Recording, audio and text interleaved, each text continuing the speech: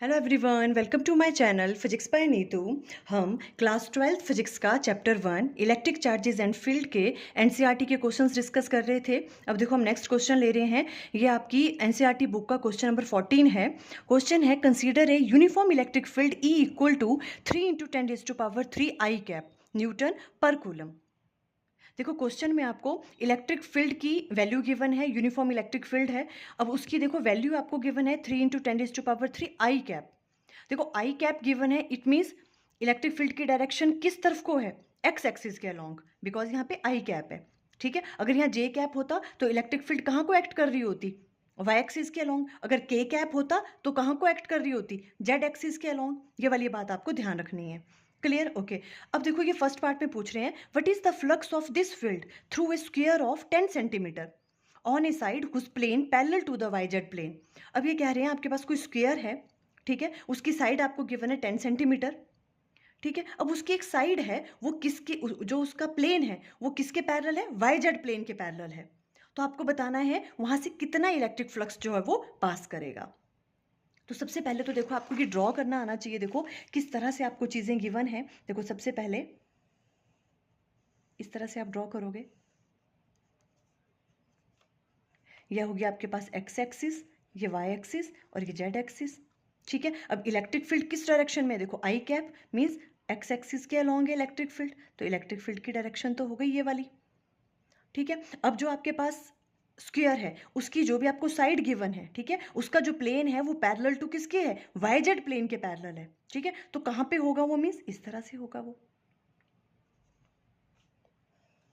यहाँ पे। ठीक है, वाई जेड प्लेन के, वाई जेड प्लेन के पैरेलल है, ये वाला है आपके पास वो।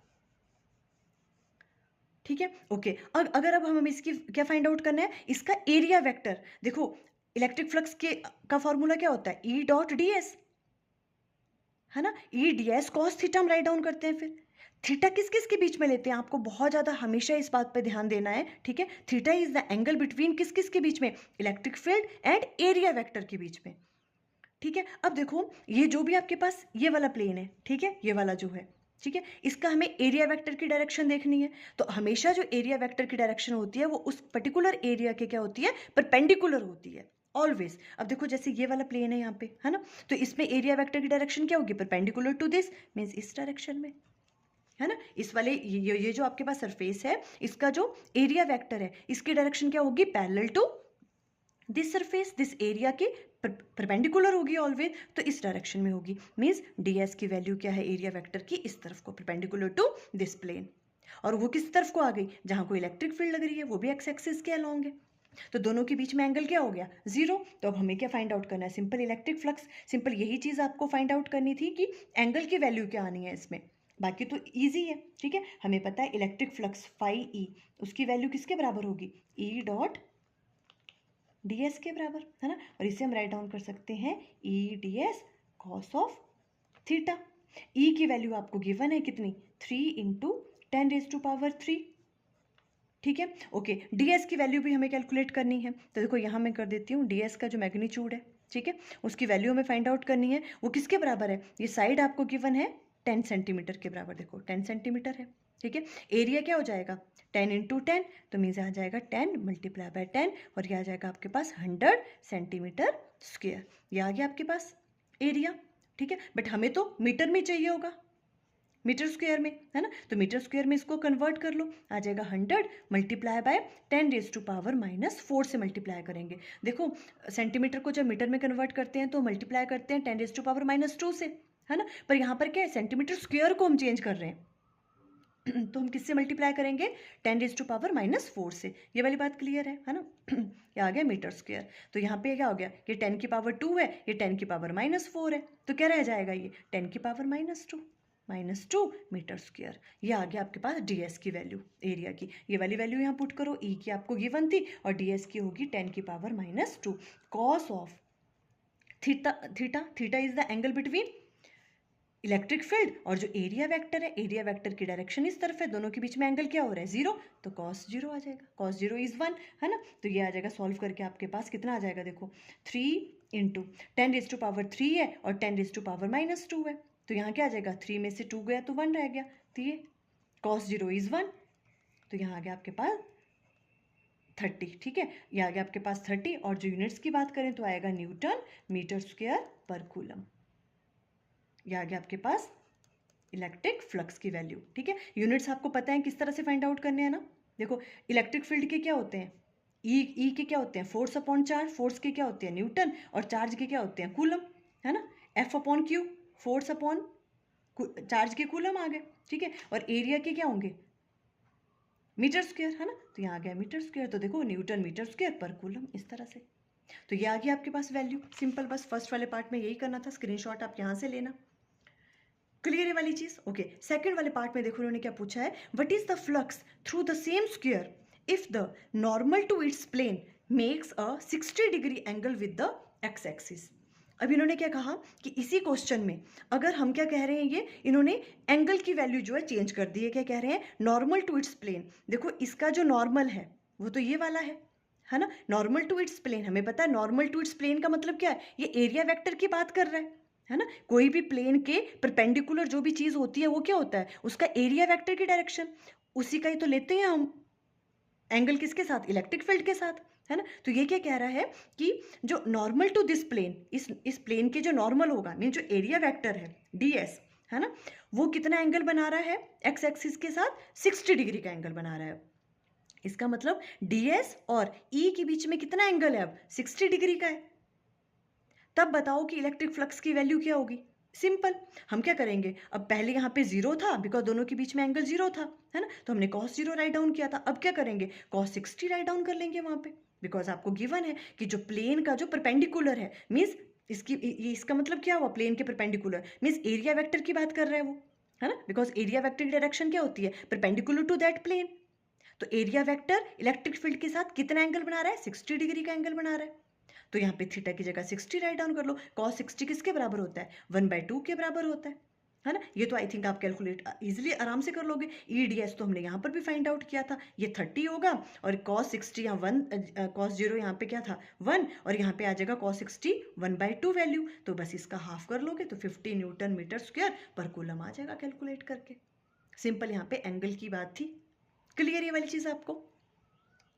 अब देखो नेक्स्ट वाला क्वेश्चन है क्वेश्चन नंबर 15। देखो ये क्वेश्चन आपने बहुत अच्छे से अंडरस्टैंड करने की कोशिश करनी है। देखो क्या है, what is the net flux of the uniform electric field of exercise 1.14 through a cube of side 20 centimeter oriented so that its faces are parallel to the coordinate planes। देखो ये क्या कह रहा है, जो हमने लास्ट वाला क्वेश्चन किया ना, क्वेश्चन नंबर 14, उतनी ही इलेक्ट्रिक फील्ड लग रही है और उसी डायरेक्शन की तरफ लग रही है, ठीक है। यहाँ पे इलेक्ट्रिक फील्ड कितनी थी, 3 × 10⁻³ आई कैप, मीन्स एक्स एक्सिस के अलॉन्ग इलेक्ट्रिक फील्ड लग रही है और उसका मैग्नीट्यूड भी यही है, ठीक है, ये इन्होंने कहा है यहाँ पे। ओके, अब आपको क्या फाइंड आउट करना है, एक क्यूब जिसकी साइड आपको गिवन है 20 सेंटीमीटर, ठीक है। अब इसमें से आपने नेट फ्लक्स बताना है कि कितना पास कर रहा है, क्लियर है। ओके, अब इसको देखो इस तरह से हम ड्रॉ करेंगे, ये एक्स एक्सिस, वाई और जेड, क्लियर। अब देखो ये क्यूब के कितने फेसेस होते हैं, 6 फेसेस होते हैं, क्लियर। ओके, जैसे अब ये वाला देखो, एक फेस तो देखो ये वाली साइड ले लो S1, ये हमने S2 ले ली इधर वाला अगर ले हम, ठीक है। ये एक फर्स्ट सरफेस, ये सेकंड सरफेस हो गया साइड वाले, ठीक है। और एक ये हो जाएंगे आपके पास अपर वाला सरफेस जो होता है, एक होता है जो बॉटम वाला सरफेस, एक फ्रंट का हो जाएगा 5, और 6 वाला ले लेंगे हम बैक साइड वाला सरफेस, ठीक है। किस तरह से देखो, अब ये मेरे पास यहाँ कुछ था नहीं, ये क्यूब तो नहीं है, बट आप ऐसी कोशिश करो अंडरस्टैंड करने की कि ये क्यूब है, ठीक है। तो देखो अब कितने फेसेस इसमें हुए, ठीक है। इसको हमने मान लिया इस वाले को, ठीक है, ये जो साइड वाला इधर वाला, इसको हमने फर्स्ट सरफेस मान लिया, इसको हमने सेकंड मान लिया इधर वाला, ये वाला जो है ना, ये सेकंड सरफेस हो गया सेकंड, और थर्ड वाले को हम ये टॉप वाला सरफेस मान रहे हैं, है ना, ये थर्ड वाला हो गया, और फोर्थ हो गया जो बॉटम वाला है इसके नीचे जो है, ठीक है, बॉटम वाला हो गया, ठीक है। और जो आपके पास फिफ्थ है, फिफ्थ हो गया ये फ्रंट वाला, देखो ये वाला जो ये फिफ्थ, और सिक्स्थ हो जाएगा ये जो ये वाला है बैक वाला जो है, ठीक है। ये वाले सरफेसेस हैं, यहाँ से देखना अब हमने टोटल इलेक्ट्रिक फ्लक्स की वैल्यू क्या क्या है, क्लियर हो रही है ये वाली बात। ओके, तो देखो सबसे पहले हम क्या कर रहे हैं, हम किस किस के लिए लेंगे, देखो हमने लिख दिया यहाँ पे इलेक्ट्रिक फील्ड की वैल्यू ये वाली होती है, फाई क्या होता है E.ds। अब हम अलग अलग फेसेस की बात करेंगे, ठीक है। सबसे पहले हम कौन सा फेस ले रहे हैं, देखो ये वाला लेते हैं पहले, टॉप वाला, ठीक है, टॉप वाले को हमने नाम दिया है 3 और जो बॉटम वाला है ये 4th वाला है, टॉप एंड बॉटम। यहाँ से देखते हैं इलेक्ट्रिक फ्लक्स कितना पास करेगा। देखो इलेक्ट्रिक फ्लक्स का जब भी हम बात करते हैं ना, तो हमें क्या ध्यान में रखना है कि electric field and area vector के बीच में एंगल क्या बन रहा है।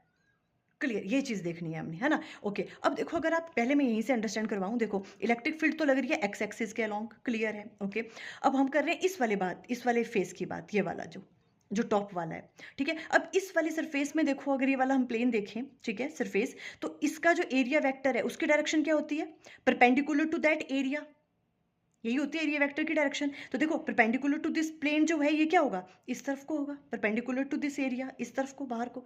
तो देखो एरिया वेक्टर इस डायरेक्शन में है, इलेक्ट्रिक फील्ड इस डायरेक्शन में, एरिया वेक्टर ऐसे है, इलेक्ट्रिक फील्ड ऐसे लग रही है, दोनों के बीच में एंगल कितना बन रहा है, 90 डिग्री। क्लियर। ओके, अगर हम इसकी बात करें बॉटम वाले की, तो बॉटम वाले में देखो ये वाला है आपके पास, इसका एरिया वेक्टर क्या होगा, डाउनवर्ड डायरेक्शन में, और इलेक्ट्रिक फील्ड है इस डायरेक्शन में, एरिया वेक्टर ऐसे लग रहा है और इलेक्ट्रिक फील्ड ऐसे लग रही है, दोनों के बीच में अगेन क्या है, एंगल 90 डिग्री। तो देखो 3 एंड 4 की जब हम बात कर रहे हैं तो क्या हो रहा है, देखो एंगल कितना हो रहा है, ई डी एस हम राइट डाउन करेंगे cos ऑफ 90 डिग्री, और cos 90 तो क्या होता है, 0। तो फ्लक्स की वैल्यू क्या आ गई, टोटल 3 और 4 वाले सरफेस की वजह से 0 आ जाएगी। ये वाला देखो ये टॉप है ना, और ये बॉटम, इनकी वजह से इलेक्ट्रिक फ्लक्स की वैल्यू क्या है, 0, बिकॉज इसका एरिया वेक्टर क्या होगा, परपेंडिकुलर टू दिस, इसके परपेंडिकुलर कहाँ होगा, इस डायरेक्शन में, अपवर्ड डायरेक्शन में, इस तरह से देखो ये वाली, है ना, इस तरह से। और इलेक्ट्रिक फील्ड तो एक्स एक्सिस के अलोंग लग रही है, दोनों के बीच में एंगल 90। वैसे ही बॉटम वाले के लिए भी होगा, नीचे लगेगा और इलेक्ट्रिक फील्ड इस डायरेक्शन में, ठीक है, समझ आया। ओके, तो 3 एंड इसका तो हमें पता लग गया 4 का। अब ले रहे हैं हम फ्रंट एंड बैक का, 5 एंड 6, फ्रंट एंड बैक। देखो ये है फ्रंट आपके पास, ये है फ्रंट, ये फ्रंट और ये बैक, ये हमने 5th सरफेस लिया हुआ है, ठीक है, जो 5th फेस है। अब यहाँ पर देखेंगे तो कैसे होगा, देखो इसका एरिया वेक्टर की डायरेक्शन क्या होगी, परपेंडिकुलर टू दिस एरिया, इस तरफ को, है ना। तो एरिया वेक्टर लग रहा है इस तरफ को और इलेक्ट्रिक फील्ड तो इसी तरफ को है।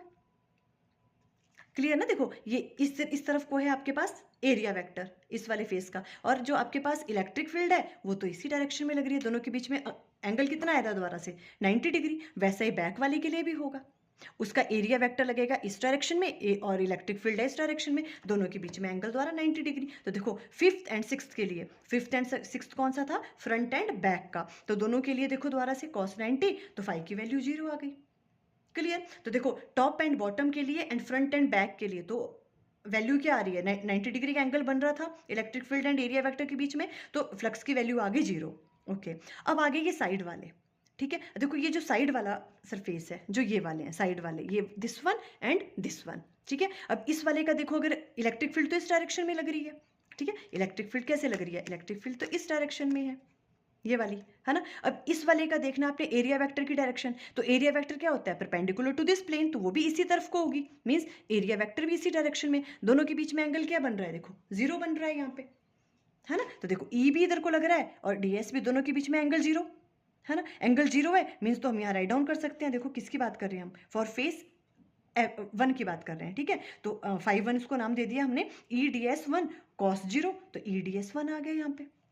क्लियर। ओके, अब देखो अगर हम इसकी बात करें यहाँ पे इस वाले साइड की, तो इस वाले साइड में क्या हो रहा है, एरिया वेक्टर इस डायरेक्शन में है, इलेक्ट्रिक फील्ड इस डायरेक्शन में है। देखो इसकी बात अगर हम करें इस वाले फेस की, है ना, तो इसका एरिया वेक्टर क्या होगा, परपेंडिकुलर टू दिस, मींस इस डायरेक्शन में, और इलेक्ट्रिक फील्ड तो इसी डायरेक्शन में लग रही है, दोनों के बीच में एंगल क्या हो गया, 180 डिग्री का। तो देखो EDS2 cos 180, और cos 180 तो -1 होता है, तो -EDS2 आ गया। तो अगर नेट देखिए हम, देखो बाकी की वजह से तो 0 ही आ रहा था, है ना, यहाँ पे नॉन जीरो वैल्यूज आई, है ना। तो अब क्या करेंगे, हमने नेट निकालना है इन दोनों की वजह से कितना निकल रहा है, तो फाई नेट क्या हो गया, बिकॉज इन दो साइड की वजह से ही इलेक्ट्रिक फ्लक्स लग रहा है, ठीक है। तो हमने क्या किया, EDS1 EDS2 आ गया, है ना। पर अब देखो क्या बात है, इनकी साइड्स तो सेम है ना, तो एरिया भी सेम होगा, है ना। तो EDS EDS हम राइट डाउन कर सकते हैं, बिकॉज DS1 किसके बराबर है, DS2 के बराबर है। एरिया तो सेम है इनका, मैग्नीट्यूड तो सेम है, डायरेक्शन अलग अलग हो रही है, यहाँ पे ये कैंसल आउट हो गए, तो नेट फ्लक्स इन दोनों फेसिस की वजह से भी क्या आ गया, 0। देखो दो फेसिस की वजह से ही नॉन जीरो वैल्यू आ रही थी, पर वो भी क्या कर गई, कैंसल आउट कर गई। यहाँ पे एंगल आ रहा था 0 और यहाँ 180, है ना? तो ये भी कैंसल आउट हो गए, देखो ईडीएस और ईडीएस ये कैंसल आउट हो गया, तो नेट फ्लक्स क्या आएगा इस पे? 0। इस तरह से इस क्वेश्चन को आपने आंसर करना है। मैंने अपनी तरफ से कोशिश की आपको अंडरस्टैंड करवाने की। आपको सिंपल सबसे ज़्यादा ध्यान देना था area vector and electric field के बीच में जो है वो क्या-क्या जो है वो एंगल बन रहे हैं। तो देखो आई थिंक ये आपको क्लियर हो गया अच्छे से। Okay, thank you.